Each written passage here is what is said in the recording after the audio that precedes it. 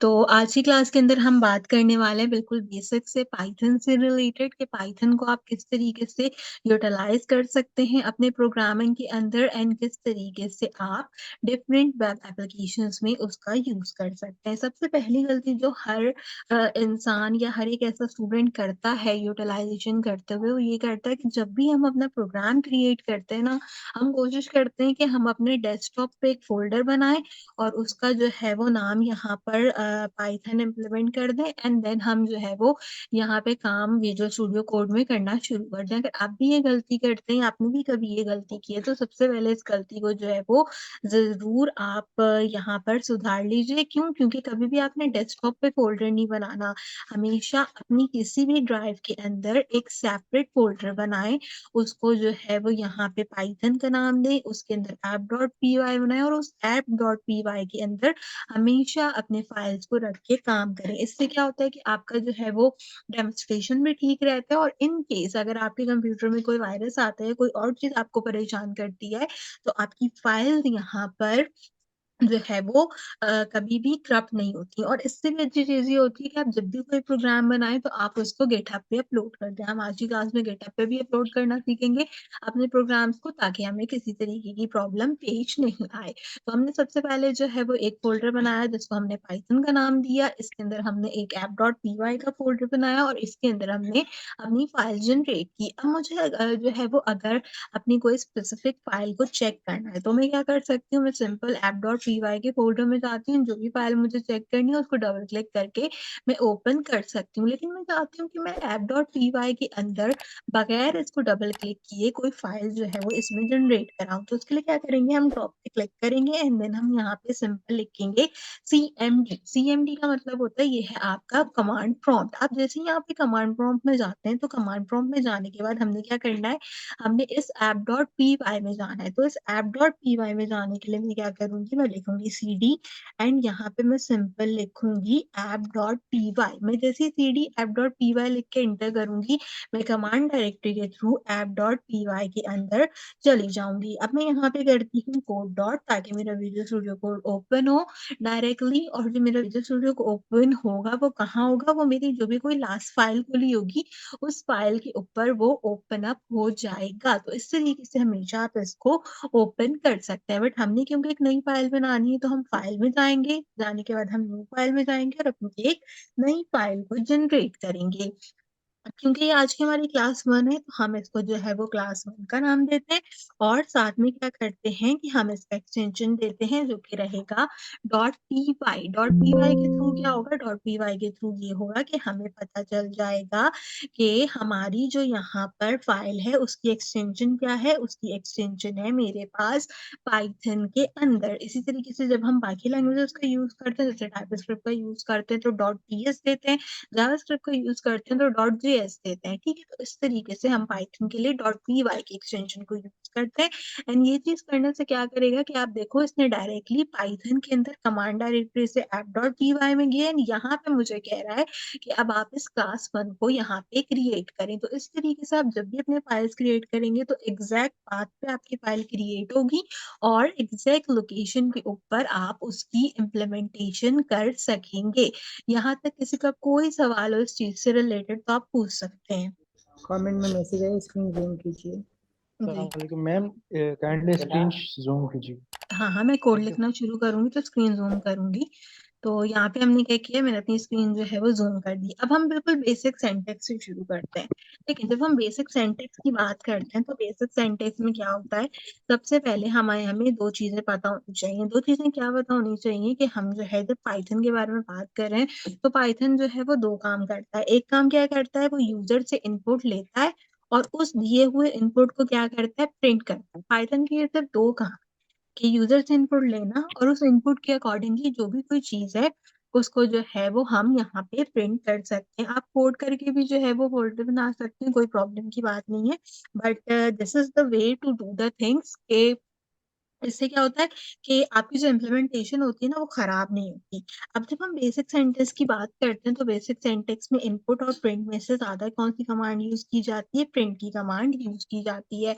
अब जब प्रिंट की कमांड हम यूटिलाइज़ करते हैं तो प्रिंट की कमांड में होता क्या है कि प्रिंट की कमांड के अंदर हमें ब्रैकेट्स लगाने होते हैं और ब्रैकेट्स में अपनी वैल्यूज़ असाइन करनी होती है।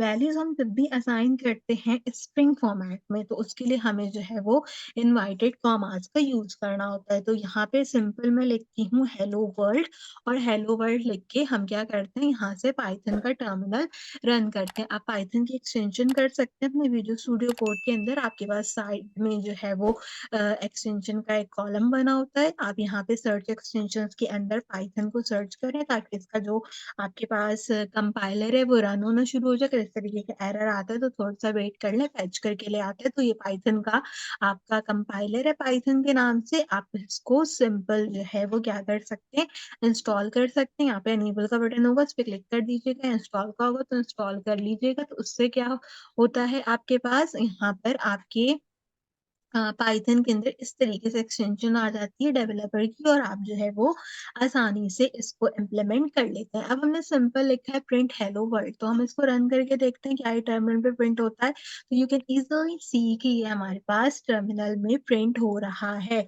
अब जो भी चीज़ जो है वो यहाँ पे प्रिंट कराना चाहें हेलो वर्ल्ड की जगह वो यहाँ पे प्रिंट करा सकते हैं वैल्यू असाइन करके। जैसे मैं अपना नाम प्रिंट कराती हूँ महक आलमगीर तो इस बार हेलो वर्ल्ड की जगह महक आलमगीर लिखा हुआ आ जाएगा। अब क्या हुआ कि जब ये टर्मिनल नीचे था तो महक आलमगीर यहाँ लिखा हुआ नज़र आ रहा है। अब मैंने अगर जो है वो 2-3 बार चीज़ें प्रिंट करा दी, जैसे कि मैं यहाँ पे अगर जो है वो असद का नाम लिख के प्रिंट करा दूँ, इसके बाद जो है अगर मैं यहाँ पे नुमान का नाम लिख के प्रिंट करा दूँ, तो क्या हो रहा है कि मेरा जो टर्मिनल है ना, वो देखिए बहुत ज़्यादा चीज़ों से एनहांस हो रहा है। अब मैं चाहती हूँ कि ज़्यादा चीज़ों से एनहांस नहीं हो, तो उसके लिए हम क्या करते हैं अपने टर्मिनल को क्लियर कर लेते हैं। क्लियर करने के लिए कौन-सी कमांड यूज़ होती है? सीएलएस की कमांड यूज़ की जाती है आपके टर्मिनल को क्लियर करने के लिए और अच्छी प्रैक्टिस यही होती है कि ईच टाइम आप कोई कोड लिखें, आप उसको जो है वो क्लियर कर लें ताकि आपका यहाँ पे इम्प्लीमेंटेशन हो जाए और आपका टर्मिनल परफेक्टली क्लियर्ड हो जाए। तो क्लियर होने के बाद अगर मैं दोबारा रन करूँगी तो अब सिर्फ नुमान लिखा हुआ आएगा। तो इससे मुझे पता चल जाएगा कि मेरा आउटपुट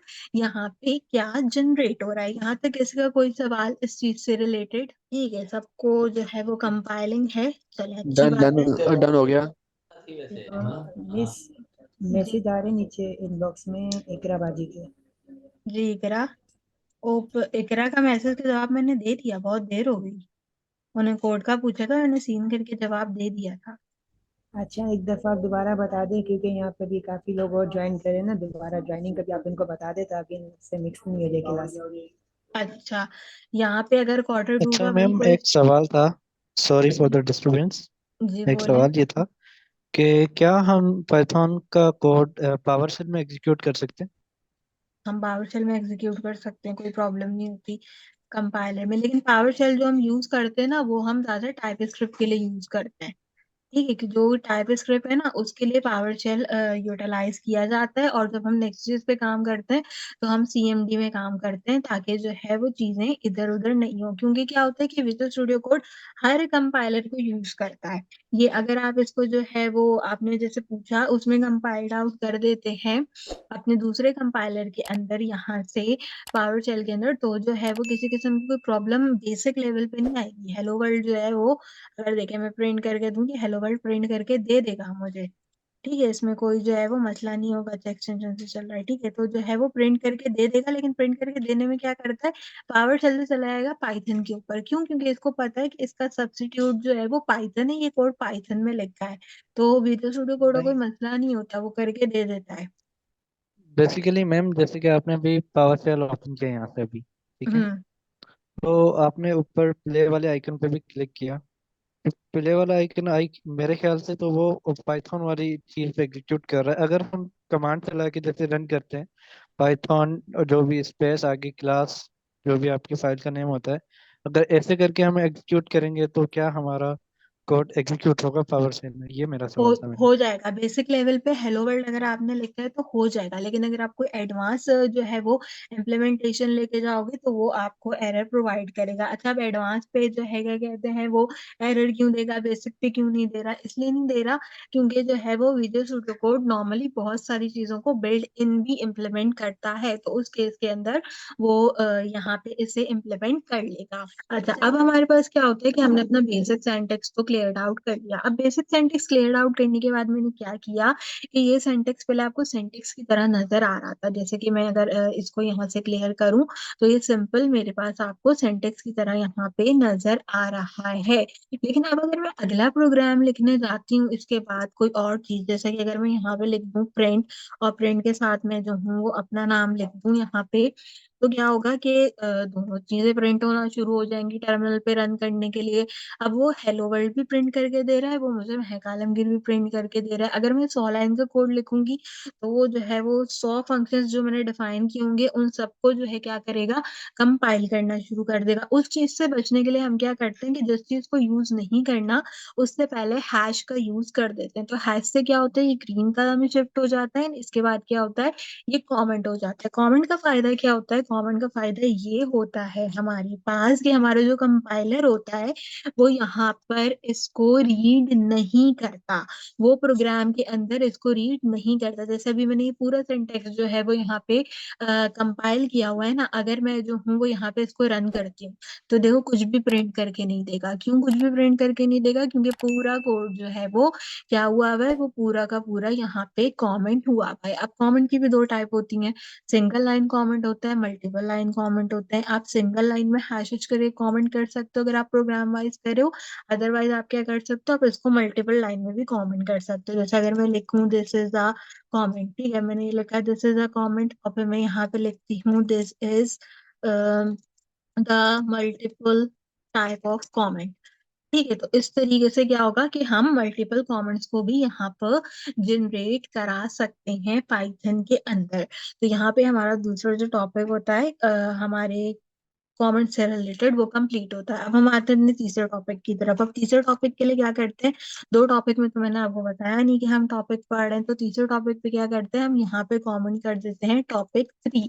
तो इससे क्या होगा कि इससे हमें भाई पता चल जाएगा कमेंट करने का फायदा। कमेंट करने का फायदा क्या होगा, कमेंट करने का फायदा ये होगा कि हम यहाँ पर इम्प्लीमेंट कर सकेंगे। अच्छा, कमेंट जो है ना वो अभी भी बहुत कम लोगों की प्रैक्टिस में होता है, बहुत कम लोग हैं जो कि जो है वो कमेंट्स को यहाँ पे इम्प्लीमेंट करते हैं या उससे रिलेटेड जो है वो चीजों में प्रैक्टिस करते हैं। लेकिन एक अच्छा कोडर जो है वो वही होता है जो बेसिकली क्या करे, जो कमेंट का इम्प्लीमेंटेशन जानता हो। कमेंट का फायदा क्या होता है कि आपने जो कोड लिखा है वो आप किसी भी डेवलपर को जाके जो है वो बताओगे नहीं। मिसाल के तौर पे मैंने अपना एक कोड लिखा और मैंने जाके वो कोड हुरिया को सेंड कर दिया और मैंने कहा हुरिया तुम जो है वो इस कोड को पढ़ लो। अब अगर मैंने यहाँ पे टॉपिक 1 2 3 नहीं लिखा हो तो उसको कैसे समझ में आएगा कि भाई कौन सा टॉपिक कहाँ से शुरू हो रहा है और कौन सा टॉपिक कहाँ पे खत्म हो रहा है? लेकिन अगर ये मेंशन होगा तो डेफिनेटली उसको आसानी होगी कि ठीक है, हमारा वो बेसिक सिंटेक्स का टॉपिक था, ये कमेंट का टॉपिक था, अब जो आगे हम टॉपिक पढ़ रहे हैं वो हम वेरिएबल से रिलेटेड टॉपिक पढ़ रहे हैं।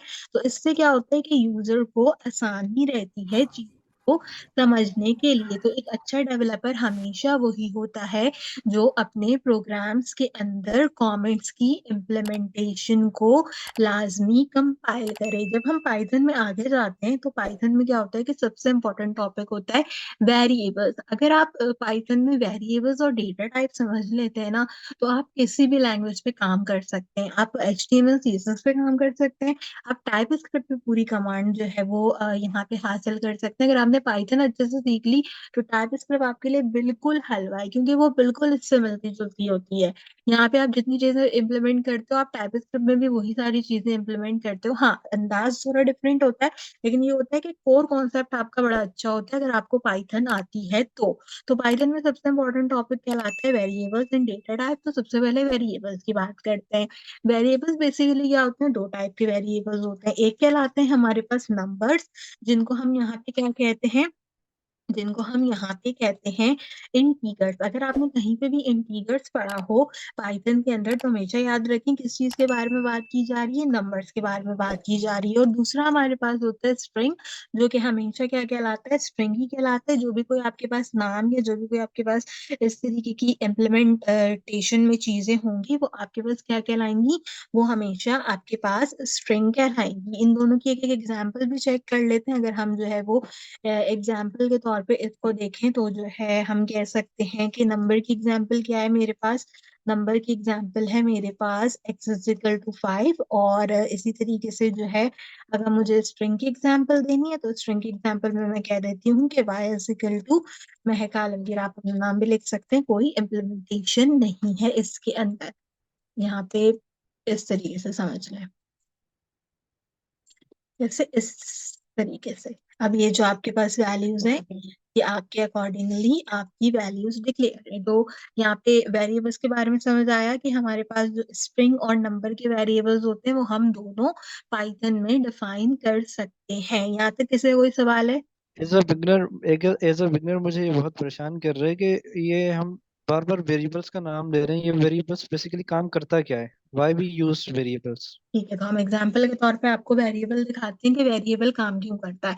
आपको समझ में आ गया है कि x इज इक्वल टू 5 जो है वो है हमारे पास नंबर का वेरिएबल, और जो y इज इक्वल टू महक आलमगीर है वो क्या है, वो है मेरे पास यहाँ पे स्ट्रिंग का वेरिएबल। ठीक है, अब मैं क्या कराती हूँ, मैं यहाँ पे एक सिंपल काम कराती हूँ। मैं कहती हूँ कि प्रिंट करो, और प्रिंट में क्या करो, प्रिंट में भाई आप जो है वो प्रिंट करा दो x को और प्रिंट करा दो y को। तो अब जल्दी से बताओ कि क्या चीज प्रिंट होके आएगी टर्मिनल में। बेसिकली 5 एंड महक आलमगीर। महक आलमगीर। हाँ, 5 और महक आलमगीर दोनों चीजें जो है वो टर्मिनल में प्रिंट होके आएंगी। बेसिकली तो बोलो। बेसिकली मैम एक सवाल मेरा ये भी था एज अ बिगिनर। हम्म। तो जब हम प्रिंट स्टेटमेंट डायरेक्ट हम लिख सकते हैं वैल्यूज, जैसे कि आपने पहले वेरिएबल में असाइन की एक वैल्यू, हम्म। क्या हम डायरेक्ट प्रिंट में 5 नहीं लिख सकते? तो सर जब हम लिख सकते हैं तो व्हाई वी यूज वेरिएबल्स? जब अच्छा हम मुझे। डायरेक्ट चीज एज अ स्ट्रिंग भी, जैसे कि आपने फर्स्ट एग्जांपल में प्रिंट किया हेलो वर्ल्ड, ठीक है हम्म। मैम, वो आपने प्रिंट में ही किया था, उसके लिए आपने कोई वेरिएबल डिक्लेयर नहीं किया। तो ये बड़ा कंफ्यूजिंग है मेरे लिए। क्या प्लीज आप इसको एक्सप्लेन करेंगे कि हम वेरिएबल बनाते क्यों हैं, हाँ, और जब अच्छा हम देखो। प्रिंट स्टेटमेंट उसको एग्जीक्यूट कर सकते हैं? यस। अच्छा देखो, अगर मैं आपसे कहूँ कि सईद आपने 1 से लेके 100 तक काउंटिंग लिखनी है, और आपने जो है उसके अंदर वेरिएबल लिखना है 5, तो 1 से लेके 100 तक जब आप काउंटिंग लिखोगे, तो just calculate how many times you wrote the number 5। कितनी बार उसके अंदर वो 5 की वैल्यू आती है? बहुत मर्तबा आती है। अगर मैं एक जगह उसको बिल्कुल ऐसे वैल्यू, ही। अगर मैं उसको एक जगह कहीं 5 की वैल्यू डिफाइन कर देती हूँ, अगर मैंने, चलो मैंने, हम मानते हैं कि मैंने 1,000 अल्फाज का जो है वो एक कोड बनाया, और मैंने कह दिया उसके शुरू में कि x की वैल्यू 5 है। लेकिन आगे जाके कहीं पे मैं एक कंडीशन लगाती हूँ कि भाई अगर x की वैल्यू जो है वो 5 से ज्यादा हो, तो आप क्या करो, आप उस केस के अंदर मेरा विजुअल स्टूडियो कोड खोल दो। लेकिन अगर वो x की वैल्यू 5 से कम हो, तो आप जो है वो मेरा विजुअल स्टूडियो कोड नहीं खोलो। मैंने सिर्फ इफ और एल्स की जो है वो कंडीशन यहाँ पे इम्प्लीमेंट की है। अब एक्स की कंडीशन जो मैंने एक बार दे दी, वो तो मैंने 5 दे दी। अब जो मैंने इफ और एल्स में लगाया, वो तो मैंने बोला कि जी 5 से छोटा हो या 5 से बड़ा हो, 5 नहीं होना चाहिए। तो अब वो गेट कैसे खुलेगा? नहीं, बेसिकली मैम मेरा अभी भी कॉन्सेप्ट क्लियर नहीं हुआ।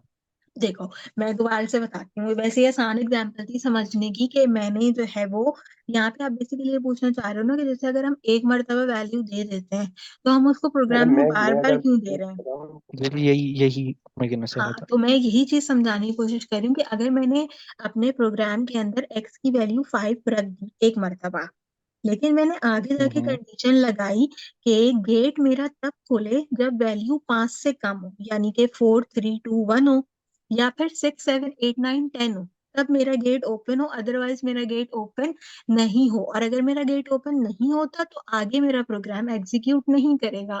तो मैम क्या हम, जो आपने कंडीशन बताई कि 5 के इक्वल है या उससे छोटा है, जो भी आपने कहा, तो वहाँ हम्म। पे क्या हम डायरेक्ट वैल्यू नहीं लिख सकते? हम देखो, हम डायरेक्ट वैल्यू मतलब नहीं जो दे भी सकते।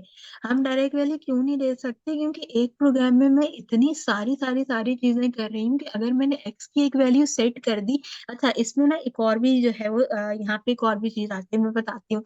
जब हम पाइथन में भी काम करते हैं, हम किसी और लैंग्वेज में भी काम करते हैं ना, तो अगर मैंने एक्स की वैल्यू कहीं पे 5 दे दी है, और अगर मैं कहीं पे दोबारा एक्स की वैल्यू जो हूँ वो दे देती हूँ 4, और यहाँ पे करा देती हूँ, क्या कराती हूँ, फिर ना मैं ये वाली वैल्यू बदलती हूँ। लेकिन ये वैल्यू बदलूंगी। अच्छा चलो, सेम रखती हूँ।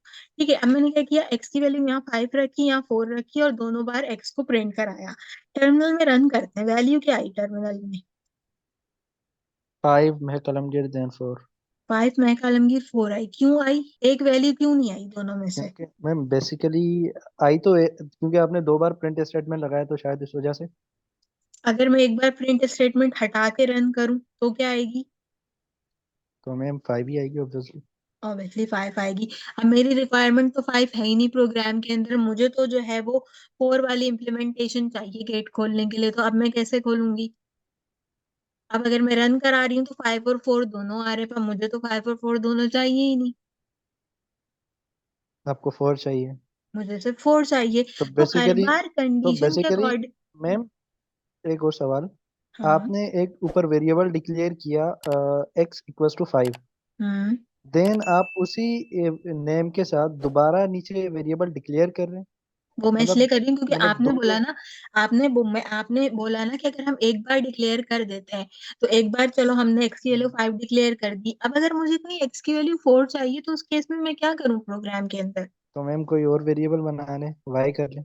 नहीं, मुझे कोई और वेरिएबल भी नहीं चाहिए, मुझे एक्स ही चाहिए। तो सही इसीलिए जो मैम। है वो इम्प्लीमेंटेशन होती है। अच्छा, और पता है क्या होता है? ये सिर्फ पाइथन के अंदर है। अगर हम दूसरे लैंग्वेज में जाते हैं, अगर मैं यही कोड टाइप स्क्रिप्ट में कर रही होती ना, तो टाइप स्क्रिप्ट पता है क्या करता?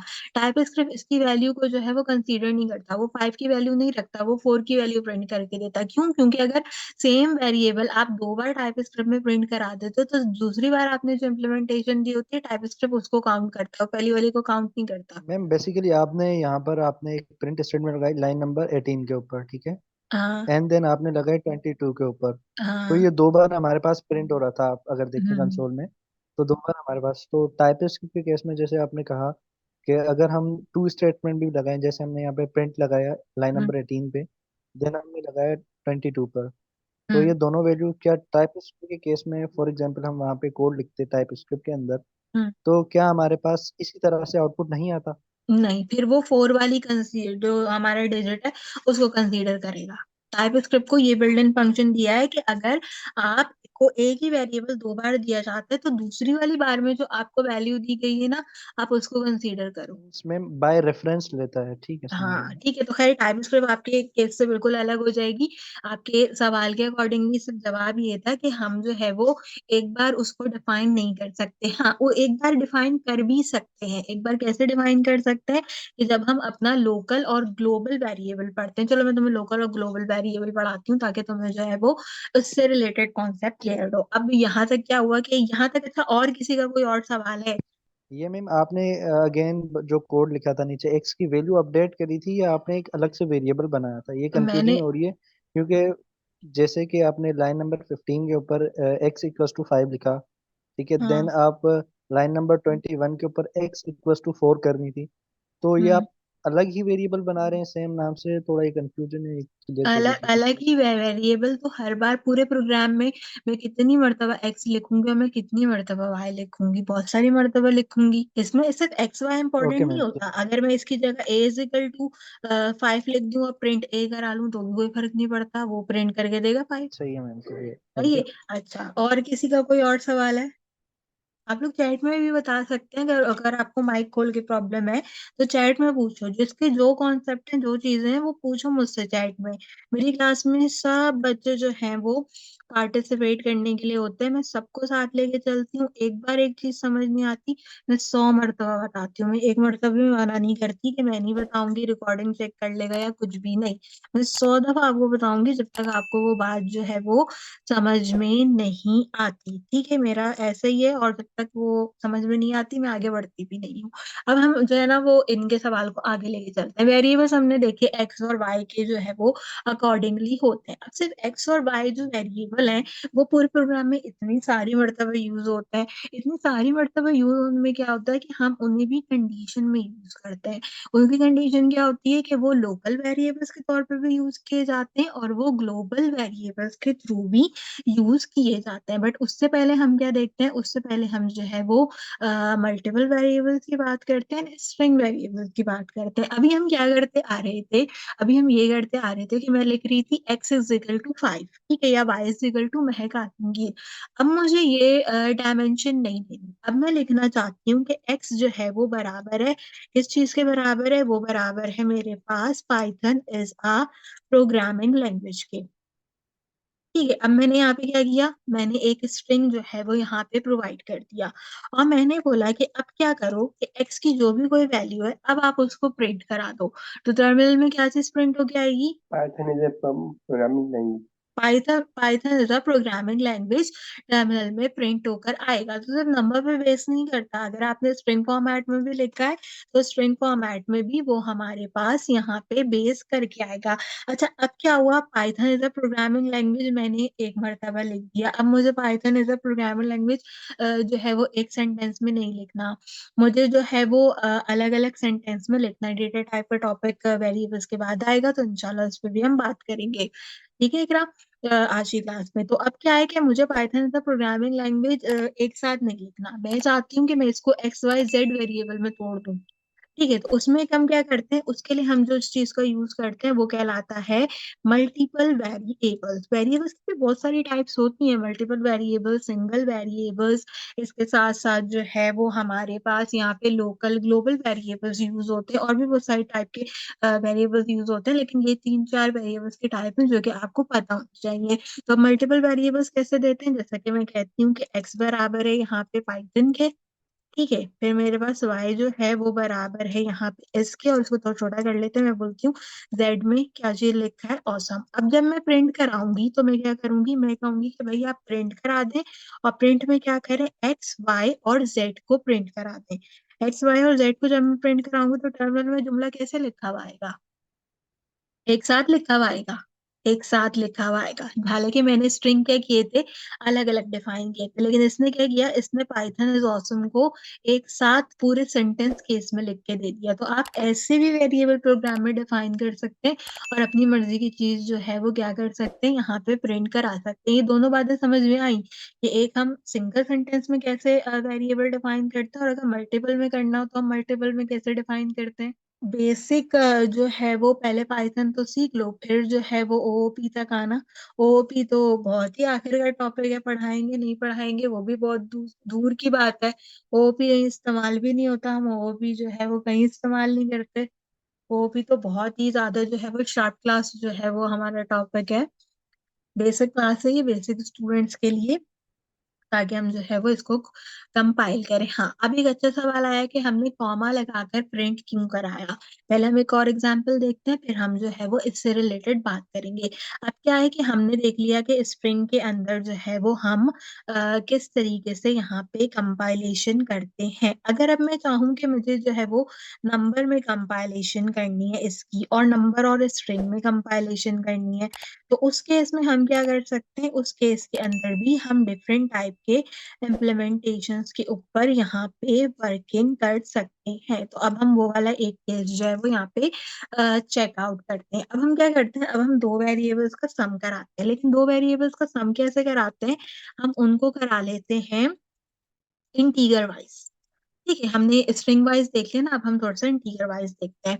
मैं कहती हूँ कि x बराबर है 5 के और y बराबर है यहाँ पे किसके 10 के। आपने क्या करना है, आपने यहाँ पे प्रिंट कराना है x प्लस y। तो जल्दी से बताओ कमेंट सेक्शन में क्या आंसर आएगा? 3 आएगा। क्यों? उसने क्या किया, 15 आएगा x मैडम। की वैल्यू को और y की वैल्यू को एक साथ हमें प्रिंट करके दे दिया। कौन समझाएगा ये? इसमें ये हुआ कि हमने क्योंकि वेरिएबल डिफाइन किए थे एक्स और वाई, और जब हमने हुँ। प्रिंट किया एक्स और वाई तो उसने जो है दोनों वैल्यूज को प्लस कर दिया, और जो एक्स यानी 5 था और वाई 10 था, तो एक्स प्लस 5 प्लस 10 जो कि आंसर जो है 15 आ गया।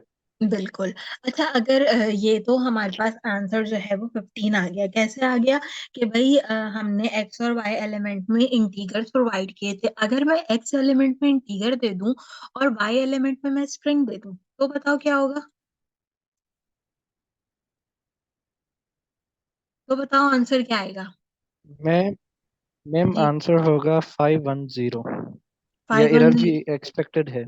अच्छा, और इसके एरर अलावा? एक्सपेक्टेड है कि मैम एरर एक्सपेक्टेड है क्योंकि हम स्ट्रिंग को नंबर के साथ कॉन्किनेट नहीं करवा सकते, मीन्स के प्लस नहीं करा बिल्कुल, सकते इसमें क्या बाई होगा जब डिफॉल्ट। हम इसको रन करेंगे तो ये देगा हमें एरर। ये हमें एरर क्यों देगा? एरर इसलिए देगा कि भाई आप इंटीजर और स्ट्रिंग को एक साथ इम्प्लीमेंट नहीं करा सकते।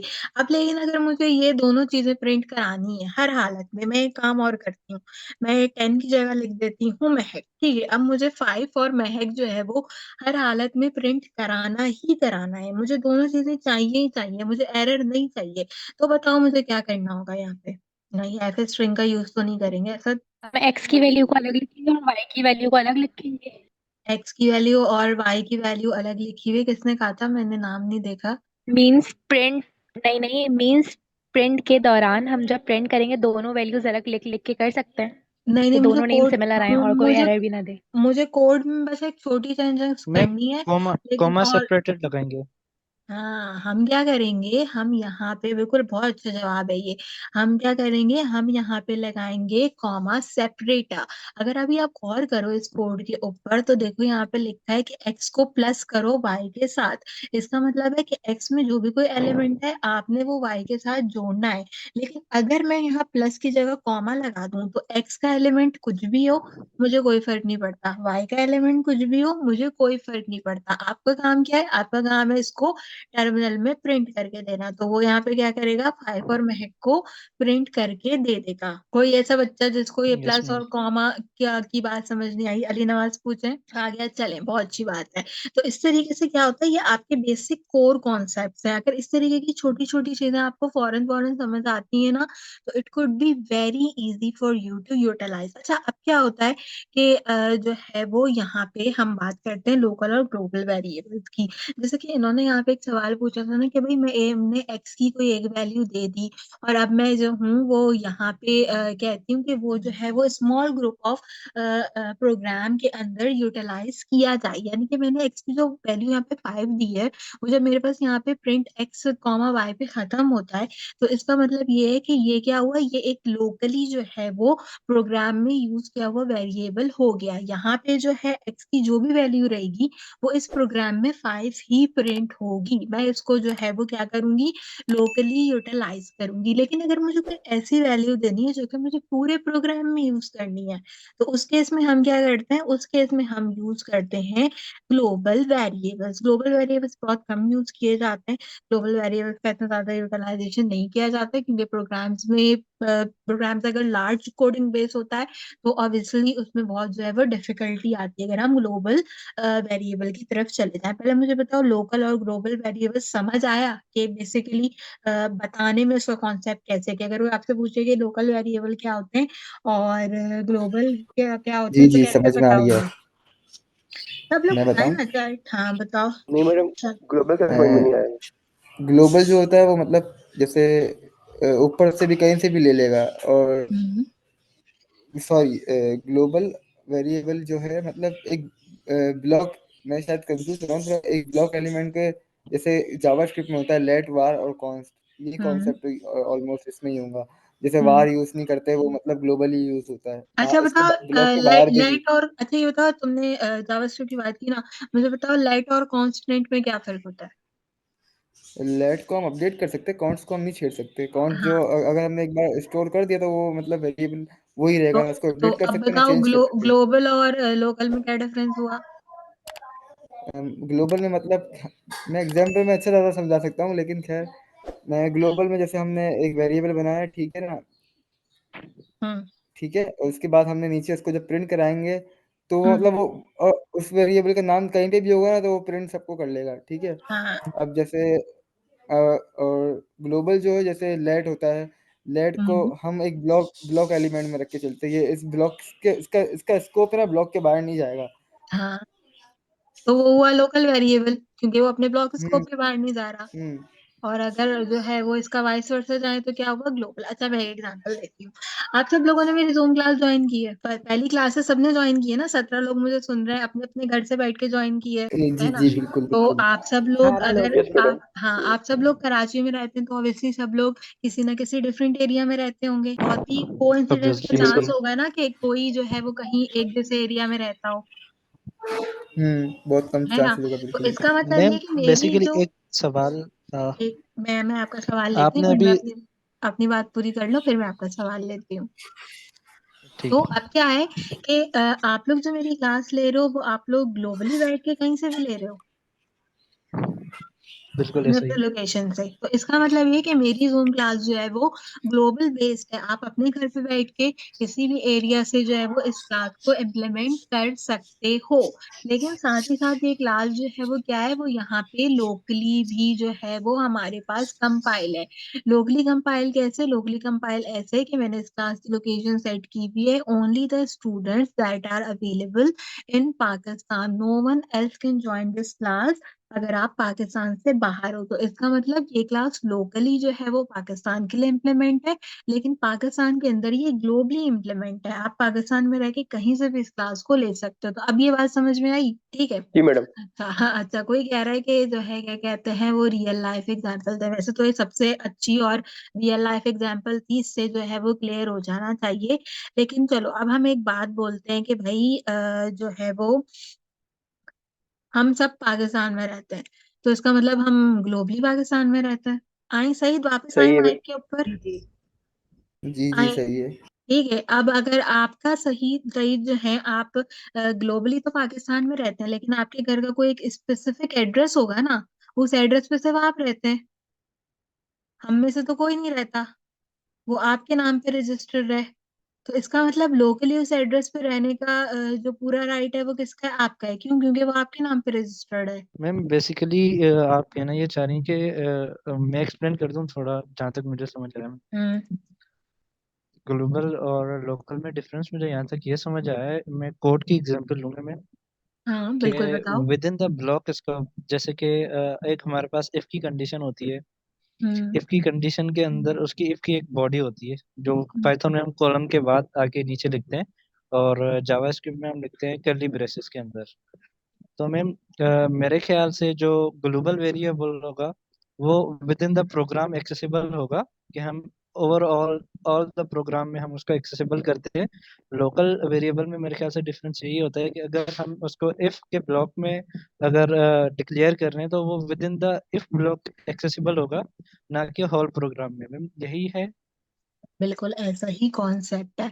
देखो लोकल वर्सेस ग्लोबल में ये होता है कि जैसे भी हमने प्रोग्राम बनाया था, इसमें मैंने एक्स की वैल्यू 5 दे के प्रिंट कराई थी, तो ये इस प्रोग्राम की लोकलाइजेशन तक ही है।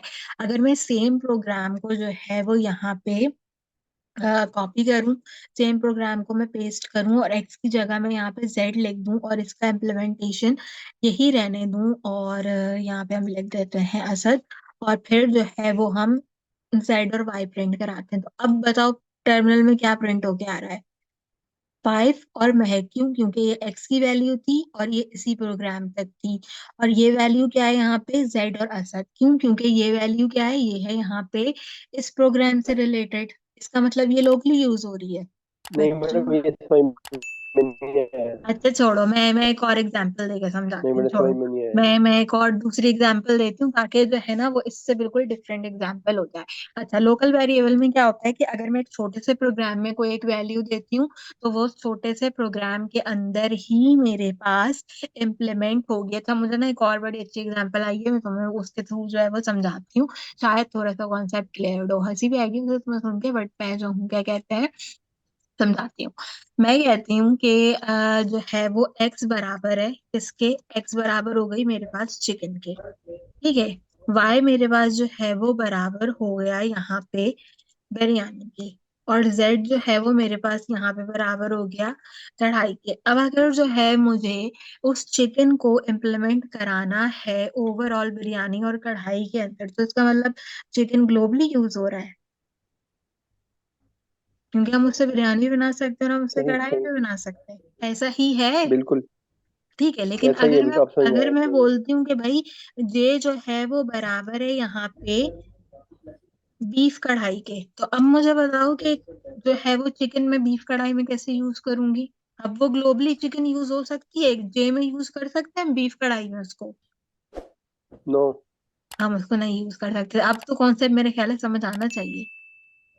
जिसमें अब जी बिल्कुल ठीक हो गया, क्योंकि ये मतलब मल्टीपल चीजें अगर यूज हो रही हैं तो वो ग्लोबली वेरिएबल में आएगा कि वो एक से ज्यादा हाँ, बार या मुख्तलिफ वेरिएबल के साथ वो चीज एक यूज हो ऐसी रहा हो। चीज जिसको हमने ग्लोबली डिफाइन किया है उसको मैं कहीं पे भी यूज कर सकती हूँ।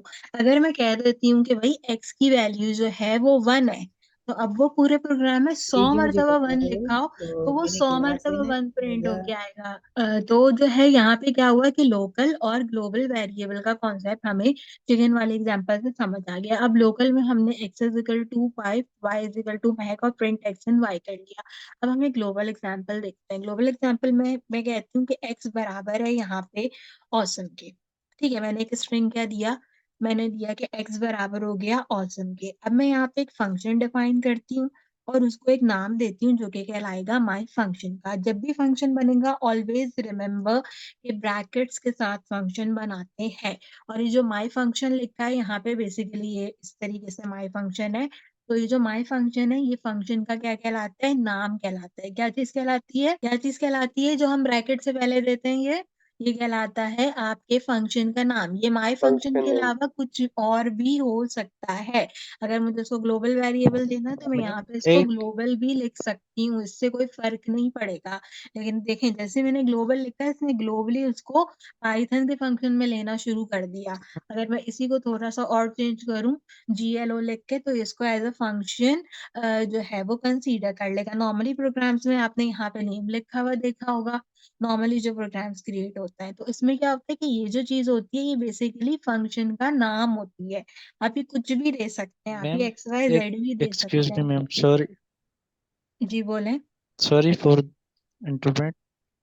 मैम अभी हमारा वेरिएबल का कॉन्सेप्ट क्लियर नहीं है, आप फंक्शन पे लेके जा रही हैं तो ये सारा मिक्सचर हो रहा है, प्लीज नहीं, थोड़ा मैं वेरिएबल ही आपको डेटा समझा टाइप रही के हूँ। बारे में भी हमें नहीं पता।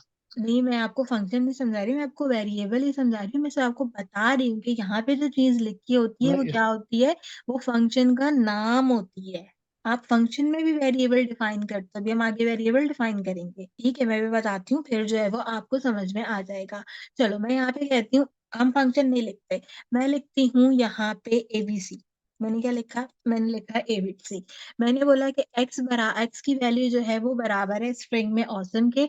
मैंने जो है वो यहाँ पे एक फंक्शन को डिफाइन किया जिसका नाम मैंने ABC रख दिया, क्योंकि ऑब्वियसली जो भी x एंड y होता है वो प्रोग्राम्स में फंक्शन में डिफाइन किया जाता है। फंक्शन अगली क्लास में पढ़ेंगे तो इसलिए परेशान होने की जरूरत नहीं अगर फंक्शन समझ में नहीं आता। अभी सिर्फ लोकल ग्लोबल पे हम बात करें।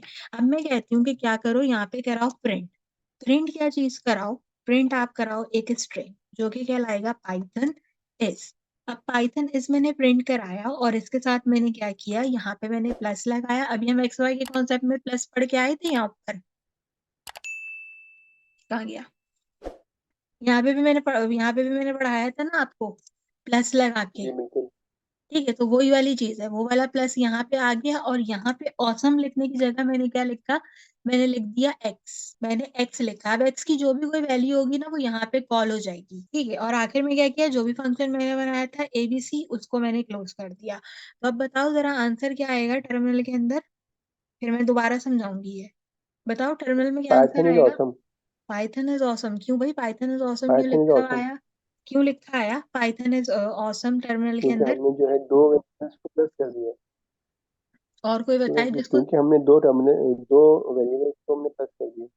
बिल्कुल, तो मेरा हमने क्या, एक क्वेश्चन है आपसे, वो ये कि कभी भी स्ट्रिंग में दो वैल्यू आपस में प्लस नहीं होती, तो ये कैसे हो गई? तो ये ऐसे हो गई कि हमने यहाँ पे जो x की वैल्यू डिफाइन की है वो ग्लोबली डिफाइन की है। पूरे प्रोग्राम में अब कहीं भी x लिखा हो इसको कोई भी फर्क नहीं पड़ेगा। ये यहाँ पे क्या करेगा, ये यहाँ पे जो है वो इसको प्रिंट करके देगा। अगर मैं पाइथन इसकी जगह यहाँ पे ऑसम लिखा है ना, अगर मैं इसकी जगह सिर्फ लिख दूं इज और प्लस और फिर इसको रन कराऊं, तब ये इज ऑसम भी प्रिंट करके देगा। क्यों? क्योंकि इसकी वैल्यू ग्लोबली डिफाइंड है। आप प्रोग्राम में 100 जगह इसको लिखो, ये 100 जगह आपको जो है वो इम्प्लीमेंट करके देगा। मैं एक बार ट्राई करती हूँ, अगर जो है वो एरर नहीं देता ये, इन केस फंक्शन में फंक्शन अगर कंसीडर कर लेता है और आपकी किस्मत अगर दोनों चीजें ले लेता है, तो एग्जैक्टली इसने ले ली। ये देखो, अब मैंने क्या किया, अब ये देखो, अब इसने मुझे दोनों आउटपुट प्रिंट करके दिए। अब बताओ इसने मुझे दोनों आउटपुट क्यों प्रिंट करके दिए? एक्स की वैल्यू तो मैंने एक बार डिफाइन की थी। पूछें? शफी पूछें, आपको क्या सवाल है? मेरा कॉन्सेप्ट अभी भी क्लियर नहीं हुआ, इसलिए मैं कोई जवाब नहीं दिया मैंने आपको। मैडम ये देखें, देखो मैं मैं इसमें बताऊं कि क्योंकि हमने जो है वो एक्स को आपने ग्लोबली डिफाइन किया हुआ है, तो एक्स की वैल्यू तो कांस्टेंट रही ना इसमें, हाँ, एक्स की वैल्यू कौन, अब मैंने जो है क्या कहता है, आपने इसलिए बहुत उसने अच्छा जो है जवाब दोनों दिया है। को इसमें जो है क्योंकि एक्स की वैल्यू कांस्टेंट रही है, बाकी जो है दूसरा आपने वेरिएबल जो आपने डिफाइन किए, दो अलग प्रिंट किए, वो उसने अलग अलग हम्म लैंग्वेज में वो वहां से उसने लिया, और जो एक्स की वैल्यू उसने वो ग्लोबल जो आपने डिफाइन की हुई थी वो वहां से उसने किया। जितनी हम्म बार भी हम एक्स आएंगे उसमें वो ऑसम ही उसको प्रिंट करेगा। हाँ, वो उतनी बार औसम प्रिंट करेगा। अब मैं हुरिया को समझाती हूँ। अब देखो हुरिया, सेम प्रोग्राम में क्या हुआ, मैंने कह दिया कि प्रिंट की जो हमारे पास यहाँ पे हमारे पास जो एक्स की वैल्यू है वो क्या है, वो है औसम। यहाँ तक बात समझ में आई? हुरिया आओ, माइक पे आओ जी, वापस। आ गई है यहाँ तक। ठीक है, अब ये जो मैंने एक्स की वैल्यू डिफाइन की है ना हुरिया, ये मैंने डिफाइन कर दी ग्लोबली। ग्लोबली का मतलब होता है कि इस एक्स की वैल्यू को जब ग्लोबली डिफाइन किया गया है, तो प्रोग्राम में कहीं भी एक्स आ रहा हो उसकी जगह पे ऑसम लिखा पाएगा। ये बात समझ आई? ठीक है। ठीक है, जी, आ गई। अब मैं यहाँ पे मैंने दो अल्फा जो स्ट्रिंग्स थे वो पहले लिखे हुए थे। अगर अब मैं यहाँ पे तुम्हारा नाम लिख दूं हुरिया, और अब मैं अगर इसको रन कराऊं, तो बताओ तीसरी लाइन का आउटपुट क्या आएगा? हमने सबसे पहले तो स्ट्रिंग देखा, देन फिर हमने एक्स की वैल्यू को प्रिंट किया है, तो इस सूरत में आएगा। तो इसका मतलब एक्स की वैल्यू ऑसम थी, जो जब वो मैंने आपके नाम के आगे लिखी, तो ग्लोबली होने की वजह से वो आपके नाम के आगे भी प्रिंट होके आई। सही है। ऐसा ही है। अगर हम इसको वाइस वर्सा करते हैं, मुझे ना हाँ बोलो। मुझे ना आप एक सिंपली सी ग्लोबल की और लोकल की एक बहुत छोटी सी एक मिसाल दें, ताकि मेरा कॉन्सेप्ट बिल्कुल क्लियर हो जाए। अच्छा, ये वाली मिसाल अभी मैंने 2 मिनट पहले भी की थी, मैं दोबारा से देती हूँ। पूरी मुझे एक बात लेकिन बताओ। मुझे नहीं समझ आया। मैं तुमसे पूछती हूँ ना, फिर तुम्हें समझ में आएगा। पूरी मुझे एक बात ठीक है। बताओ, मैं और तुम किचन में खड़े हैं, ठीक है। हमारे पास जो सही है। हमारा मेन इंग्रेडिएंट है वो है चिकन, ठीक है। ठीक है। अब हमने बनानी है टोटल 3 रेसिपी। एक है हमारे पास बिरयानी की रेसिपी, एक है हमारे पास चिकन कढ़ाई की रेसिपी, और एक है हमारे पास यहाँ पे मटन की रेसिपी। तो मुझे बताओ कि अगर मेरे पास चिकन है, तो मैं इन तीनों डिश में से कौन कौन सी डिश बना सकती हूँ? बिरयानी और कढ़ाई। तो मैं तीसरी डिश क्यों नहीं बना सकती? क्योंकि वो तो बीफ है। कि वो तो बीफ है। तो इसका मतलब जो चिकन है वो ग्लोबली डिफाइन हुई, हम्म। और क्या कहते हैं, बीफ जो था वो लोकली डिफाइन हुआ। लेकिन हम ग्लोबली को एक एग्जैक्ट, अगर हम एक सिंपल वर्ड में बोले तो उसको हम किस तरह डिफाइन करेंगे, अगर मैं एक सिर्फ ग्लोबली वर्ड को ही बोलूं? अच्छा, इसका एग्जाम्पल तो मुझे मतलब आपके इसका बिल्कुल क्लियर। हाँ, इसका मतलब ये था, ग्लोबली से मुराद ये होती है कि प्रोग्राम में अगर हम किसी वेरिएबल को ग्लोबली डिफाइन करते हैं, तो प्रोग्राम में वो कहीं पे भी इस्तेमाल किया जाए, उसकी वैल्यू वही प्रिंट होगी। जैसे ऑसम हमने एक्स को डिफाइन किया, तो अब एक्स प्रोग्राम में 3 दफा लिखता है, लेकिन वो तीनों बार ऑसम प्रिंट करके दे रहा है। सही है, सही है, तो आगे ये समझ। होता है ग्लोबल और लोकल के बीच में डिफरेंस। हम इसको वाइस वर्सा भी कर सकते हैं। हम इसको वाइस वर्सा कैसे कर सकते हैं, मैं कह देती हूँ, ऑसम बराबर है एक्स के। अब क्या होगा भाई, प्रोग्राम के अंदर अगर ऑसम को एक्स के बराबर कर दूंगी, तो उस जगह पे एक्स आएगा। अब क्या रिजल्ट प्रिंट होके आएगा, जरा देखते हैं। अब जो है वो यहाँ पे एरर दे देगा। क्यों दे दिया इसने एरर? अच्छा, क्या इसने मैंने एरर प्रिंट में इसलिए एक्स लिखा हुआ है? अच्छा, इसने एरर इसलिए दे दिया क्योंकि मैं यहाँ बदलना भूल। एक तो हम यहाँ पे पहले इसको कर सकते हैं, ठीक है। कंट्रोल पी, क्या हो गया उस हमको? एक सेकेंड, कभी कभी गलती हो जाती, कोई बात नहीं। अच्छा, तो हमने सीखा खैर गलती होने से कि एरर फॉरन जनरेट हो जाता है। अब जब मैं इसको रन करूंगी, तो आउटपुट में क्या दे रहा है? Is x, Python is x, और हुरिया इज एक्स। अब ऑसम क्यों नहीं लिख के दे रहा? क्योंकि हमने एक्स को अब स्ट्रिंग के तौर पर यूज किया है। एक्स को अब हमने स्ट्रिंग के तौर पे यूज किया, यानी कि अब कहीं भी ऑसम लिखा हो, आपने एक्स लिखना है उसकी जगह। जी, बिल्कुल आ गया है। ठीक है, और कोई ऐसा बच्चा जिसको लोकल ग्लोबल अब समझ में ना आया हो? फिर हम चलते हैं इकरा की फेवरेट टॉपिक डेटा टाइप्स की तरफ। इकरा अवेलेबल है हमारे पास? हाँ जी, कोई कोई अच्छा सा बच्चा बता रहा था। इब्राहिम ने बहुत अच्छा जवाब दिए, वेल एंड गुड इब्राहिम। अगर तुम्हारे ये कोर कॉन्सेप्ट क्लियर होता है ना, you are good to go at any programming language. किसी भी प्रोग्रामिंग लैंग्वेज में तुम गुड टू गो हो। कोई भी ऐसा बच्चा डेटा टाइप शुरू करने से पहले, बिकॉज डेटा टाइप भी वेरिएबल की तरह बहुत इंपॉर्टेंट टॉपिक है, डेटा टाइप शुरू करने से पहले कोई भी ऐसा बच्चा जिसका वेरिएबल में कोई सवाल हो, कोई कंफ्यूजन हो, कोई प्रॉब्लम हो। अब देखो, जब कोई भी लैंग्वेज होती है ना, अगर तुमने वेरिएबल समझ लिए और तुमने डेटा टाइप समझ ली तो तुम्हारी जिंदगी बहुत आसान है। तुम में कोई भी लैंग्वेज दे दो, पाइथन दे दो, आर दे दो, नेक्स्ट.जेएस दे दो, टाइप स्क्रिप्ट दे दो, तुम्हें एचटीएमएल दे दो करने के लिए, तुम्हारी जिंदगी आसान है। तुम्हें कभी भी कोई प्रॉब्लम नहीं होगी अगर तुम्हारे वेरिएबल के कॉन्सेप्ट अच्छे हो गए, तुम्हारे डेटा टाइप के कॉन्सेप्ट अच्छे हो गए। और अगर तुम्हारे वेरिएबल के कॉन्सेप्ट अच्छे हो गए तो डेटा टाइप तो तुम्हारे लिए बिल्कुल हलवा है। डेटा टाइप तुम्हारे लिए क्यों हलवा है? डेटा टाइप में सिर्फ 3 टाइप होती हैं। एक कहलाती है इंटीजर, दूसरी कहलाती है स्ट्रिंग और तीसरी कहलाती है बूलियन। अब अगर मैं तुमसे इंटीजर स्ट्रिंग पूछूं तो दोनों बता दोगे क्या होते हैं? बता दोगे ना बच्चों? यस मैडम, बिल्कुल क्लियर है। ठीक है, तुम्हें पता है कि इंटीजर और स्ट्रिंग क्या होती है, दोनों में कोई प्रॉब्लम नहीं है। अगली चीज क्या आती है डेटा टाइप में? अगली चीज कहलाती है हमारे पास बूलियन। बूलियन में क्या होता है? बूलियन में सिर्फ 2 ही काम होते हैं हमारे पास जिंदगी में। एक काम होता है या तो कंडीशन ट्रू होगी या तो कंडीशन क्या होगी? False false. होगी। तो ऊपर वाली 2 टाइप तुम्हें आती है, नीचे वाली टाइप भी तुम्हें समझ में आ गई। अगर तुमसे कोई पूछे कि बूलियन डेटा टाइप में क्या करते हैं तो क्या बताओगे? ट्रू और फॉल्स आएगी, इसके अंदर कंडीशन होगी कोई भी। अगर कंडीशन ट्रू होगी तो ट्रू प्रिंट करेगा, और फॉल्स होगी तो फॉल्स प्रिंट करेगा। अच्छा, अब बताओ कि ट्रू एंड फॉल्स की जरूरत क्यों पेश आ गई? हम अच्छे खासे नंबर और स्ट्रिंग में चल तो रहे थे, तो किसको सूझा ऐसा कि हम इसमें ट्रू एंड फॉल्स भी ले जाएं? ट्रू एंड फॉल्स को स्ट्रिंग में यूज कर लेते ना। बूलियन क्यों ऐड किया? कि भाई ये वजह थी, हमारे पास अच्छे खासे स्ट्रिंग था ना, स्ट्रिंग में ट्रू लिखती, स्ट्रिंग में फॉल्स लिखती, कोई फर्क पड़ रहा था? क्यों ऐसी क्या जरूरत पेश आ गई कि आपने जो है वो यहाँ पे इम्प्लीमेंट ही कर दिया हमारे लिए एक नया डेटा टाइप? कंडीशन, क्योंकि मैम कंडीशन आएंगी उसमें अंदर जो है वो कंडीशन को चेक करने के लिए कि वो जो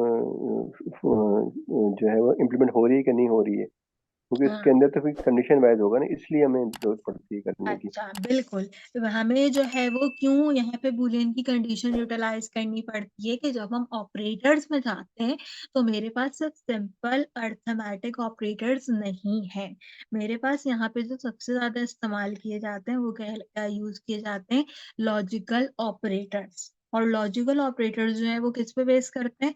1 0 यानी कि ट्रू एंड फॉल्स पे। ऐसा ही मैडम है। बिल्कुल ऐसे ही, ऐसे ही, बिल्कुल ऐसे ही है। ठीक है, तो इसके लिए क्या हुआ कि हमें तीसरी डेटा टाइप की जरूरत पड़ी, जो कि कहलाती है हमारे पास बूलियन। तो अब तक हमने जो कॉन्सेप्ट इंटीजर एंड स्ट्रिंग का रखा था वो परफेक्ट सेम है, और इसके बाद हमें जो बूलियन का यूटिलाइजेशन करना है वो हम कब करेंगे? जब करेंगे जब मुझे 1 या 0 की कंडीशन चाहिए होती है। लॉजिकल ऑपरेटर आगे कंटिन्यू करेंगे, उसमें इसको चेक करेंगे। अब मैं कहती हूँ कि अगर x बराबर है 5 के और आप प्रिंट करा दो x, तो मुझे बताओ क्या जवाब आएगा? 5। 5 आएगा। अब मुझे प्रॉब्लम है। अब मुझे प्रॉब्लम ये है कि ये जो 5 यहाँ पे प्रिंट हो गया, ये क्या है? ये नंबर है, ये स्ट्रिंग है। अगर मुझे नंबर और स्ट्रिंग का कॉन्सेप्ट नहीं पता तो मैं कैसे पता करूंगी कि ये क्या है? मतलब मुझे अगर ये पता करना है कंप्यूटर से, तो तो इस पर टाइप लिखेंगे, टाइप। मैं क्या करूंगी? मैं इसके अंदर कंप्यूटर से कहूंगी कि आप मुझे इसकी डेटा टाइप बताइए। क्यों? ये प्रॉब्लम नॉर्मली इंटीगर और स्ट्रिंग के इंटीगर के अंदर नहीं आती। ये को प्रॉब्लम जो आती है वो स्ट्रिंग और बूलियन में आती है। अगर मैंने कहीं पे कह दिया कि एक्स जो है वो लिखा हुआ हो इस तरीके से, तो आपने कंडीशन चलानी है ट्रू। और अगर एक्स जो है वो कहीं पे लिखा हुआ हो इस तरीके से, तो आपने कंडीशन चलानी है फॉल्स। या चलो अच्छा, अगर मैं दोनों एक्स एक जैसे कर, अब बताओ क्या चलेगा? ट्रू चलेगा कि फॉल्स चलेगा? इंटीगर नंबर्स होता है, नंबर्स इंटीगर कहलाते हैं। बताओ। बेटा ऊपर वाला जो है वो स्क्रीन थोड़ी सी नीचे करें ताकि वो ऊपर कुछ भी नहीं कमांड समझ लिखा में हुआ। आए। ऊपर कुछ भी नहीं लिखा हुआ, सिर्फ एक्स लिखा है, एक्स के आगे ट्रू लिखा है और एक्स के आगे फॉल्स लिखा है। अब बताओ ये क्या स्ट्रिंग नहीं, है कि एक बार बूलियन है? एक एक बार एक बार ट्रू चलेगा, एक बार फॉल्स आएगा। अब नहीं, इसमें बताओ स्ट्रिंग कौन सा है और बुलियन कौन सा है। इसमें जो है वो दोनों स्ट्रिंग ही है। कैसे स्ट्रिंग है, मैं तो लिखा भी नहीं इनवर्टेड कॉमास में। हम्म, बिलियंस। दोनों बुलियंस कैसे, मैं तो डिफाइन ही नहीं किया, क्या बताओ स्ट्रिंग हो। इसको एरर आएगा, और चलेगा नहीं कुछ। इसको इसको और कॉम्प्लिकेटेड करते तुम्हारे लिए, हम कर देते ट्रू ट्रू। अब बताओ, अब बताओ कौन सा स्ट्रिंग जो है वो है और कौन सा बुलियन है। मैडम ये अब तो एरर आएगा इसमें। नहीं मैं ट्रू ये प्रिंट हो जाएगा। हाँ मैं ये नहीं पूछ रही प्रिंट क्या होगा, मैं पूछ रही हूँ स्ट्रिंग और बुलियन क्या है। मैम ये स्ट्रिंग ये अभी जो है दोनों आपको जो है वो आपको नहीं पता चल रहा ना, अगर हम ओवरऑल नहीं बात को पता ट्रैक नहीं चलेगा, नहीं करते पता तो चलेगा, आपको नहीं पता चल रहा ना। नहीं पता चल रहा, बिल्कुल नहीं पता चल रहा इसमें, आपको क्योंकि नहीं ये पता चल डिफाइन है ही नहीं।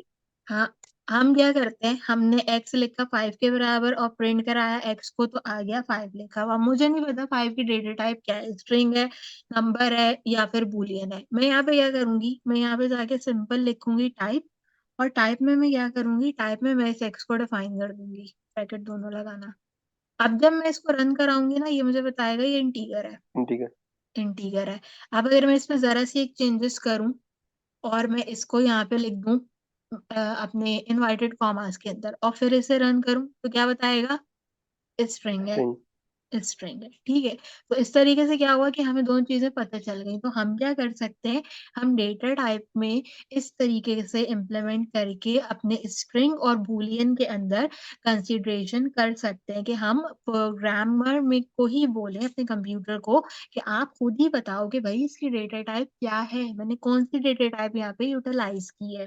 तो इसलिए जो है वो स्ट्रिंग और बूलियन का कॉन्सेप्ट जो है वो काफी मिस जाता है। तो मिस कॉन्सेप्ट को क्लियर करने के लिए हम क्या करते हैं, हम टेक्स्ट के अंदर खुद ही पूछ लेते हैं कि हमारे पास यहाँ पर क्या कंपाइलेशन है। अब बताओ डेटा टाइप्स कितने टाइप की होती हैं, 3 टाइप की होती हैं, कौन कौन सी, स्ट्रिंग, इंटीजर और बूलियन।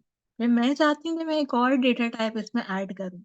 एक और डेटा टाइप जो सबसे ज्यादा इस्तेमाल की जाती है वो कहलाती है, ये तीनों सबसे ज्यादा यूज होती है, इनके बाद जो सबसे ज्यादा यूज की जाती है ना हमारे पास डेटा टाइप, जो कि हमारी फोर्थ वन होती है, वो कहलाती है लिस्ट। लिस्ट की एक एग्जांपल देखते हैं, मैं कहती हूँ कि x बराबर है लिस्ट के। ठीक है, और इस लिस्ट के अंदर क्या है, डिफरेंट एलिमेंट है। जैसे कि इसके अंदर हमारे पास असद है, असद आएंगे स्ट्रिंग फॉर्मेट में, हमेशा याद रखें।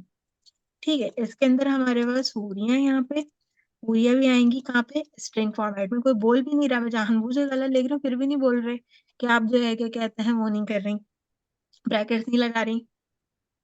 और आखिर में हम क्या करते हैं, यहाँ पे हम कर देते हैं नुमान को ऐड। अब बताओ कि अगर मैं एक्स को प्रिंट कराऊंगी तो क्या लिख के देगा मुझे, पूरे $1000 का सवाल है ये। तीनों नाम आएंगे, असद, हुरिया और नुमान। क्यों, आपको कैसे पता चला कैसे आएंगे तीनों। ठीक है लेट्स मैडम, टेल। देखें आपने लिस्ट जो है डिफाइन की हुई है, और हम्म, जो है वो तीनों स्ट्रिंग में नाम लिखे हुए हैं, तो प्रिंट जो है वो तीनों करेगा ये। तीनों की तीनों चीजें जो है वो क्या करेगा, ये यहाँ पे प्रिंट कर देगा। तो ये चौथी डेटा टाइप है जो कि हमारे पास यूज होती है। मैं आपको ये चौथी डेटा टाइप ऐसा लिस्ट क्यों बता रही हूँ, इसका रीजन भी बताती हूँ। अगली क्लास के अंदर जब हम यहाँ पे एरे पढ़ेंगे और हम जब यहाँ पे लूप्स पढ़ेंगे और हम जब यहाँ पे टपल्स पढ़ेंगे, ये सबसे इंपॉर्टेंट टॉपिक है, फंक्शन, एरे, लूप्स, टपल, उसके अंदर लिस्ट यूज होती है, उसके अंदर एक्स वाई यूज नहीं होता। वहां पे जाके हम सारे डेटा टाइप को, खास करके टपल्स में, हम सारे डेटा टाइप को कंबाइन करते हैं और उसका डेटा प्रिंट करते हैं। तो उस कॉन्सेप्ट में आपके पास पता होना चाहिए आपको कि एक चौथी डेटा टाइप भी होती है जो कि क्या कहलाती है, लिस्ट कहलाती है हमारे पास। ओके ठीक है मैडम, थैंक जी बच्चों। जी अच्छा, अब जी। अगर एक बात बताओ, मैं इस लिस्ट को शिफ्ट करा दूंगी एरे के अंदर। एरे में क्या करते हैं, एरे में हम यूज करते हैं स्क्वायर ब्रैकेट्स।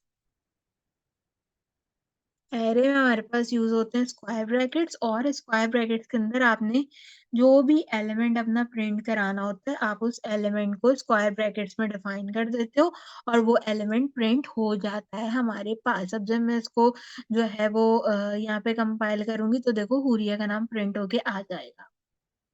अब बोलो, हुरिया का नाम तो 2 पे लिखा था, तो प्रिंट नहीं आपने पूरे हम प्रिंट टू पे 1 लिखा है मैम, कराया तो वो कैसे आया। इसमें तो असद आनंद आई था। दोबारा बोले। इसमें तो असद, इसमें तो मैडम 1 नंबर पे तो असद है, तो वो आना चाहिए था।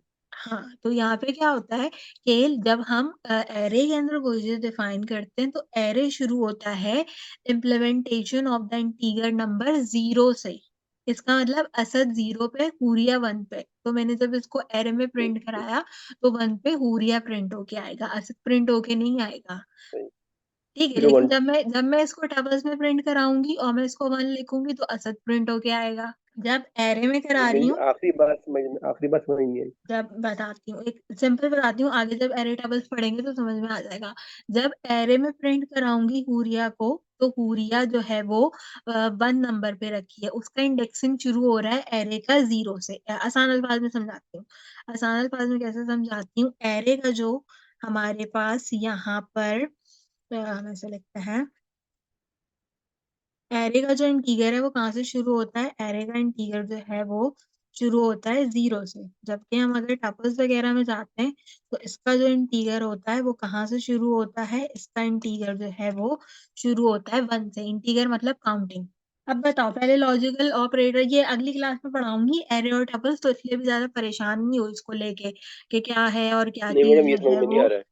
हाँ, जो क्या है क्या चीज नहीं है उसको भी जो है क्या कहते हैं, ज्यादा परेशानी में जो है उस चीज को इम्प्लीमेंट नहीं करो। बस ये समझो कि चौथी डेटा टाइप लिस्ट समझ में आ गई। जी मैडम, समझ में आ गई। मुझे नहीं नहीं तो लिखना उसके अंदर लम। ये होता है कि हम दूसरी ब्रैकेट भी यूज कर सकते हैं, जो करली ब्रैकेट होती है वो भी यूज कर सकते हैं एफ से लिख के। अच्छा देखो, एफ स्ट्रिंग के टॉपिक की बात करें तो आसान अल्फाज में एफ स्ट्रिंग एक ऐसा स्ट्रिंग होता है जिसको हम अपने सेंटेंस के बीच में अगर कोई वैल्यू देना चाहते हैं तो वो हम डिफाइन कर सकते हैं। जैसे कि मैंने यहाँ पे लिखा था ना आपके लिए कि x is equal to awesome.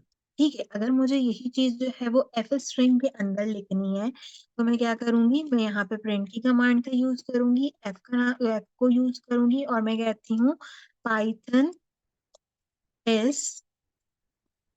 अब मुझे यहाँ पे क्या लिखना है आगे, मुझे यहाँ पे लिखना है ऑसम। मैं यहाँ ऑसम नहीं लिखूंगी, मैं यहाँ पे ब्रैकेट का यूज करूंगी और मैं यहाँ पे एक्स लिखूंगी। ठीक है, पाइथन इज ऑसम और मैं आगे लिख देती हूँ always take my Zoom class. Zoom class बस, आई टीच। अब मुझे दोबारा यहाँ ऑसम लिखना है, ये सॉरी नेक्स्ट जेक्स की एक्सटेंशन खुली हुई है तो ये बीच में आ जाता है, आई टीच ऑसम फाइव। अब बताओ, समझ में आया एफ स्ट्रिंग। क्लास के बाद आपने क्या लिखा मैम? Zoom class. बिल्कुल समझ में आ गया मैडम। मैं लिखा है cause I teach x Python. इसका मतलब सेंटेंस जो प्रिंट होके आएगा वो क्या प्रिंट होके आएगा, Python is awesome Python is always awesome take my Zoom class always. Cause I teach awesome Python. Asad पूछो। जी, अस्सलाम वालेकुम। वालेकुम सलाम। मैडम, आपने जो प्रीवियस केस में यही लाइन जब प्रिंट की थी तो उसमें आपने मैडम एफ स्ट्रिंग का यूज नहीं किया था। हम्म तो यहाँ पर भी तो एफ स्ट्रिंग यूज नहीं करें और हम पाइथन इज कोटेशन में लिखें, उसके बाद एक्स कॉल करें और उसके बाद always take my Zoom class, इसको भी कोटेशन में लिख के हम रिजल्ट फाइंड आउट कर लें। तो आंसर प्रिंट होके आएगा। ठीक है, आपका आपने जो बात की है उसके अकॉर्डिंगली डेफिनेटली आंसर प्रिंट होके आएगा अगर मैं एफ हटा देती हूँ। बट ये एक बेसिक एग्जांपल थी ये बताने के लिए कि हम एफ स्ट्रिंग का यूज क्यों करते हैं, कि अगर हमने कोई भी वैल्यू जो है वो प्रोवाइड की है और उसको किसी भी सेंटेंस के बीच में यूज करना है तो हम ब्रैकेट लगाकर उसको यूज कर सकते हैं। मैं इस एग्जाम्पल के थ्रू ये कॉन्सेप्ट जो है वो क्लियर करने की कोशिश करी थी। अब हम इसका रियल लाइफ एग्जांपल देखते हैं जो कि आपको हमेशा हर प्लेटफॉर्म पे मिलेगा और मैं तो कहती हूँ कि इस वाले एग्जांपल को रट लें, बिल्कुल अपने जहन में रट लें इस वाले एग्जांपल को, क्योंकि चाहे आप इंटरव्यू देने के लिए जाएं या चाहे आप कहीं और कोई और चीज जो है वो करने के लिए जाएं तो हम जो है वो इसको जो है वो लाजमी पूछते हैं। एफ स्ट्रिंग के बाद हम लॉजिकल ऑपरेटर्स पढ़ेंगे, ठीक है जैसे खान। तो यहाँ पे क्या होता है कि यहाँ पे बेसिकली हम जब एफ स्ट्रिंग की बात करते हैं तो उसका कोर कॉन्सेप्ट ये है कि आप इसकी वैल्यू को कहीं पे भी एक से ज्यादा बार भी यूज कर सकते हैं और प्रोग्राम के बीच में भी यूज कर सकते हैं। इसकी जो सबसे बेसिक एग्जांपल आती है वो आती है नेम और एलएस की एग्जांपल। अगर मैं कहती हूँ कि मेरे पास जो नाम है वो यहाँ पे क्या है, वो स्ट्रिंग के फॉर्मेट के अंदर है, और नाम मैंने यहाँ पे दिया है एलिस। मैंने इसका नाम एलिस इसलिए नहीं बोला क्योंकि एग्जाम्पल एलिस में ही आती है और आपको हर जगह एलिस में ही दिखाई देगी। और मैंने क्या कहा कि एलिस की एज जो है वो है इंटीगर वाइज, लेकिन इंटीगर वाइज उसकी एज क्या है, उसकी इंटीगर वाइज एज है 27। तो अगर मैं यहाँ पे प्रिंट कराती हूँ दोनों चीजें, तो मुझे क्या करना पड़ेगा, पहले मैं एक सेंटेंस लिखती हूँ। पहले मैं लिखती हूँ माई नेम इज और ब्रैकेट में मैं लिखती हूँ क्या, नेम, क्योंकि मुझे यहाँ एलएस चाहिए। ठीक है, और मैं कहती हूँ यहाँ पे नेम एंड माई, अब मुझे यहाँ पे एज लिखनी है। माई नहीं, माई एज तो जो है वो हो जाएगा, my name is Alice and I am 27। यहाँ पे हम लिखेंगे एज 27 ईयर्स ओल्ड। तो ना अगर आप इस एग्जाम्पल को गौर से देखो तो हमने क्या किया है, हमने यहाँ पे दो डेटा टाइप्स का यूज किया है। सबसे पहले ये बात समझ में आई, दो डेटा टाइप्स की जो हमने यूज की है। जी प्रिंट में बिल्कुल। एफ भी तो आएगा मैडम, दोबारा बोले, आपने क्या बोला? प्रिंट में एफ भी लिखेंगे माय हाँ, नेम के पहले। एफ लिखेंगे, मैं वो बात बता रही हूँ। तो एफ क्या हुआ कि सबसे पहले हमने जो है वो यहाँ पे दो जो है वो डेटा टाइप असाइन की, और उन दो डेटा टाइप को हमने एक इम्प्लीमेंटेशन में यूज कर लिया। लेकिन अब मुझे बताओ, इसमें जो आपको नेम और एज नजर आ रहा है वो कौन से कलरेशन में नजर आ रहा है? ब्लू कलर में। ब्लू कलर में। लेकिन अगर मैं सिर्फ एक सिंपल सा काम करूँ, मैं यहाँ पे लिख दूं एफ, तो मुझे बताओ क्या फर्क पड़ा सेंटेंस में? कलर चेंज कलर हो चेंज गया। हो गया। तो स्काई ब्लू हो कलर गया। चेंज हो गया। कलर चेंज हो गया। कलर क्यों चेंज हो गया? Because now the Python compiler knows that कि ये हमारे पास एफ स्ट्रिंग है, और नेम और एज जो है उसकी वैल्यू जो डिफाइन की गई है, मुझे वहां से उनको ग्रैब्ड आउट करना है। ठीक है, तो सही अब मैडम। जब मैं इसको रन करूंगी तो क्या करेगा, मैं एक बार सीएलएस करती हूँ ठीक है। ताकि सिर्फ हमारे पास इम्प्लीमेंटेशन आए। रियलाइज करती हूँ एंड इससे रिलेटेड हम रन करते हैं। तो देखो इसने क्या बताया, my name is my Alice name and I am 27 years old. तो इसने नेम और एज की वैल्यू कहाँ से ली? डेटा टाइप से। बिल्कुल। ठीक है, तो बिल्कुल इस तरीके क्लियर से है मैडम। एफ स्ट्रिंग का यूज किया जाता है। क्योंकि क्या होता है कि सम टाइम मैं अगर कोई बहुत बड़ी चीज इम्प्लीमेंट करती हूँ, कोई बहुत बड़ी चीज बनाती हूँ, और उसके बीच में मुझे वैल्यूज यूज करनी है, तो मैं इस तरीके से उसको कॉल कर सकती हूँ। अब अगर मैं एलिस पे पूरा एक जुमला लिख रही हूँ तो मुझे कोई 5-6 बार एलिस का नाम लिखना पड़ेगा। राइट राइट ठीक है, राइट। तो हम इसको, अगर मैं इसको आगे कॉम्प्लीमेंट करती हूँ, अब मुझे यहाँ पे लिखना है Alice is hard working girl, तो मैं यहाँ पे क्या करूंगी, मैं यहाँ पे लिखूंगी नेम, और मैं लिख देती हूँ यहाँ पे हार्ड वर्किंग गर्ल। ठीक वर्कर। है, एंड नाउ आई, वर्किंग है। जब मैं ठीक। इसको जो है वो कंपाइल करूंगी तो आप देखोगे उसने दोनों बार मुझे एलिस प्रिंट करके दिया। ऐसा ही है। बिल्कुल। तो इस तरीके से क्या अंडरस्टैंड होता है, मैडम। हाँ, तो इस तरीके से क्या होता है कि एफ स्ट्रिंग का जो हमारे पास कंपाइलेशन होता है उसको हम अपने प्रोग्राम में यूज कर सकते हैं। डिफरेंट टॉपिक डिफरेंट क्लास में पढ़ाएं तो ज्यादा अच्छे से कॉन्सेप्ट क्लियर होगा। देखिए बात ये है कि क्या कहते हैं, मैं यहाँ पे बता देती हूँ कि आपकी क्लास अरेंज करना ना इस वक्त बहुत डिफिकल्ट है मेरे लिए। आपकी क्लास 1 घंटे की थी, बट मैं स्टिल आपकी क्लास अब तक ले रही हूँ because you are giving a good input to me. अगर आपका इनपुट अच्छा नहीं होता, आप पार्टिसिपेट नहीं कर रहे होते, मैं ये 1 घंटे में खत्म कर देती। ठीक है, लेकिन क्या है कि आप पार्टिसिपेट कर रहे हो, आप समझ रहे हो, तो थैंक यू मैडम। मैंने अपनी सारी क्लासेस हटा के आज की आप लोगों को इम्प्लीमेंटेशन टाइम दिया है। मेरे पास बहुत शुक्रिया, बहुत सबसे, थैंक यू शुक्रिया। So much. थैंक नहीं नहीं, शुक्रिया की कोई ऐसी बात नहीं है उस चीज के अंदर। बाकी ये है कि क्या कहते हैं, मेरे पास टाइम नहीं है कि मैं आपकी बहुत सारी क्लासेस रेगुलर बेस पे क्रिएट करूं। मैं Q2 की क्लास रेगुलर बेस पे लेती हूँ उन बच्चों की। हालांकि मैम तो एक चीज पूछनी थी मैम, आपकी क्या जी जी, आपकी ये क्लासेस की टाइमिंग क्या होती है? अच्छा, मेरी जो है आप लोग की क्लास की टाइमिंग मैंने 9:30 से 10:30 रखी है, क्योंकि नॉर्मली मेरी थर्सडे की क्लास जो Q2 की होती है वो 10:30 से 12 होती है। ठीक है, उनको मैंने आगे शिफ्ट किया है कि मुझे पीछे आपकी एक क्लास लेनी है। वरना बाकी मैडम दिन हालांकि ये आपने इस क्लास में हमारा इंटरेस्ट देखें पढ़ने का, हालांकि इस क्लास में आपने 2 से 3 दफा बिरयानी का जिक्र किया, सबको भूख भी लगी होगी, मगर फिर भी सब खाना छोड़कर आपकी क्लास सुन रहे देखिए हैं। सबसे सॉरी टू से। अच्छी, नहीं वो कोई देखिए अच्छी बात, देखिए एक अच्छा टीचर वो होता है जो है ना क्या कहते हैं, इम्प्लीमेंटेशन में जो है वो अपने स्टूडेंट्स की साइकी समझे। जैसे मैंने बताया था कि अगर मैं 200 मसालों के नाम लेके कहूँ कि चावल और रोटी जो है वो इसको मिला के बना दो, तो आपको नहीं समझ आना। अगर मैं बोलूँ यार मैंने बिरयानी बनाई है खाने में, तो you are good to go to have that. सही है। तो क्या कहते हैं, इस जी तरीके से ना ये चीजें उसको आपको उस लेवल पे आती है जब आप उस लेवल पे पढ़ाते हैं।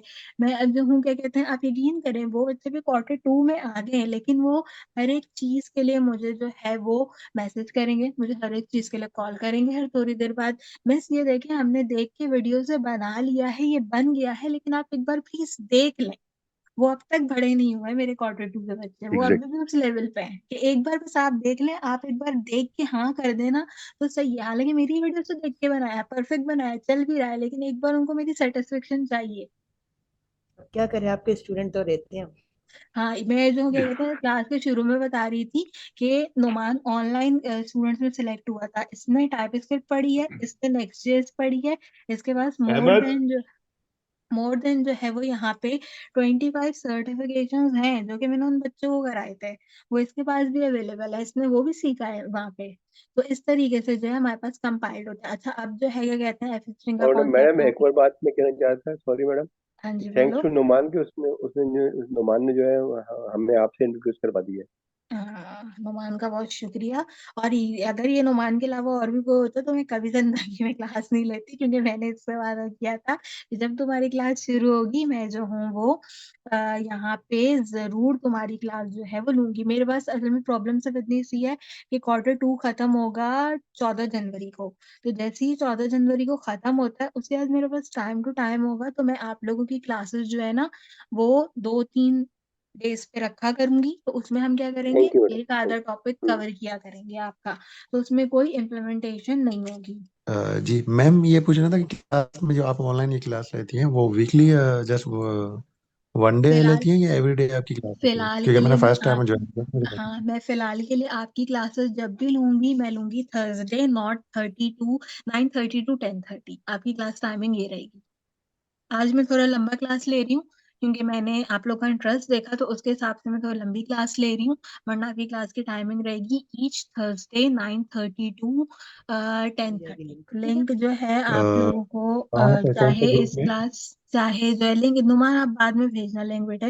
आप जो है क्या कहते हैं, आपको इस क्लास की रिकॉर्डिंग और आपकी आइंदा जितनी भी क्लास की रिकॉर्डिंग्स हैं वो, आपके जो थ्योरेटिकल लेक्चर्स हैं, आपके जो यहाँ पे प्रोजेक्ट्स होते हैं, वो सब आपको मेरे यूट्यूब चैनल पे मिलेंगे।